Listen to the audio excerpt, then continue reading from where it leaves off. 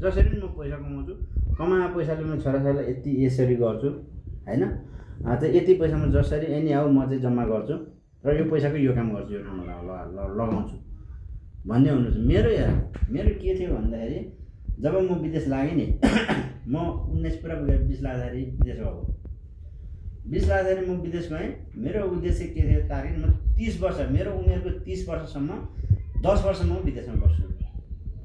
मेरो के थियो भने 400 रुपियाँ रियालमा गएको, 400 रियालमा स्यालेरी 400 रियाल हुन्थ्यो खानासाना कटाएर होइन। 400 को 8000 हुन्छ भन्ने थियो त्यतिखेर, 17-18 हुन्थ्यो, कहिलेकाहीँ 19-20 रुपियाँ हुन्थ्यो। हामीले 400 को 8000 हुन्छ भन्ने, महिनाको 8000 हुन्छ भन्ने सोच त्यसरी राखेर गएको। हेर मेरो उद्देश्य के थियो भन्दाखेरि वर्षमा 1 लाख त म जसरी के अरे सेभ गर्छु भनेको 10 वर्षमा मेरो कति हुन्छ मसँग पैसा 10 लाख रुपियाँ हुन्छ। मेरो उमेर हुन्छ 30 वर्ष, छोरो हुन्छ 10-11 वर्ष हुन्छ, छोरो पनि थियो नि त होइन। अनि त्यहाँबाट छोरी पनि पछि छोरी भयो होइन। त्यो मैले टार्गेट राख्दै गर्दाखेरि छोरी थिएन।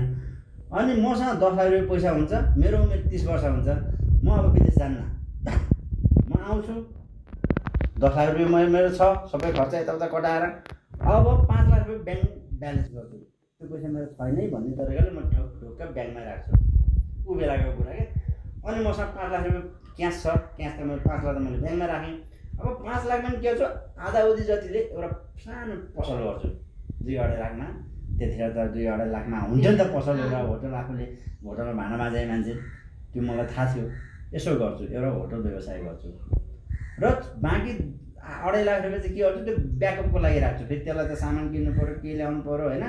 त्यो भर्खर खोले होटल हातै चल्दैन, त्यसलाई 6 महिना 1 वर्ष दिन लाग्छ। हो त्यति दिनसम्मको लागि त्यो ब्याकअप मनी राख्छु, आधी पैसा होइन। त्यसो गरेपछि म 6 महिना अथवा 1 वर्षभित्रमा के हुन्छु, मेरो होटल अथवा के व्यवसाय गर्छु त्यो व्यवसाय मेरो फर्स्ट आउँछ। अब त्यसैले मलाई आम्दानी दिँदै जान्छ। अब मलाई त्यो ब्याकअप मनी पनि चाहिएन क्या। त्यो 5 लाख त मेरो सधैँ छ, त्यो सुरक्षित होइन। अब त्यहाँबाट व्यवसाय सुरु गर्छु स्थापित 5 वर्षसम्म होइन। म 5 वर्षसम्म म त्यो व्यवसाय चाहिँ स्थापित हुन्छु। त्यो व्यवसायमा भनेको मेरो उमेर 35 हुन्छ। अनि 35 बाट के गर्छु भन्दाखेरि अब 35 उमेर भयो, 5 वर्ष व्यवसाय भयो, त्यो व्यवसायलाई पसेन अलि चाहिँ अझ बढी बढाउ गरेर अर्को 5 वर्ष अब चाहिँ म फुल्ली पैसा कमाउँछु। त्यो व्यवसायबाट पैसा कमाउनु पऱ्यो नि त, पैसा कमाउँछु र त्यहाँबाट म के गर्छु, अब म त्यो 5 वर्ष कमाएको पैसाले घर बनाउँछु अथवा ठाउँमा कहीँ जग्गा घर बनाउँछु र म जसरी भयो नि म अब स्थापित हुन्छु। 40 वर्ष पुग्यो नि मेरो उमेर, 40 वर्षमा म घर बनाउँछु। हेर मेरो उद्देश्य ऊ बेलाको विदेश हिँड्दै गर्दाखेरिको उद्देश्य। अनि 40 वर्षमा मेरो घर हुन्छ, व्यवसाय पनि व्यवस्थित भयो, छोरो 20 देखि 21 वर्ष हुन्छ, छोरोले पनि यो लेभलमा पढिसक्छ होइन।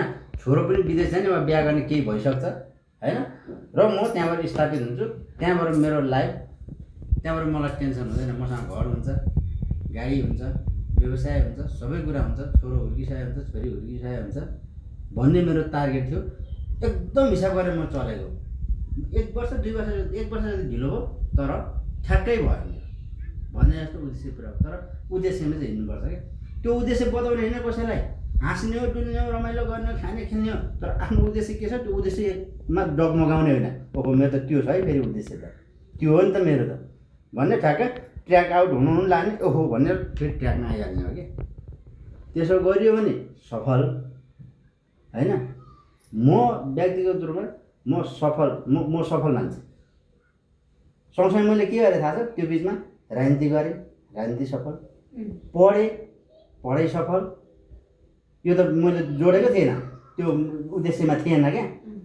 सँगसँगै लगेँ, राजनीतिमा सफल, पढाइमा सफल होइन, सँगसँगै त्यो दुइटालाई लिएर गएँ क्या। भनेपछि हो यो हिसाबमा चल्नु सक्यो भने मान्छे सफल। अब त म सन्तुष्टि हुनु पऱ्यो नि त मेरो जीवन। मलाई के छ र, अब सन्तुष्टि हुनु परेन होइन। हो त्यसरी सन्तुष्टि हुनु पऱ्यो। पीडा मान्छे हिसाब गर्नु जान्दैन नि, अनि ती पीडा त्यो हिसाबमा हो गडबड भएको। जीवन त हिसाबमा चल्ने हो क्या। मान्छेले हिसाब गर्नु नजानेर यो जीवन लथालिङ्ग भएको हो। यो हाम्रो सिङ्गटीको भक्त क्या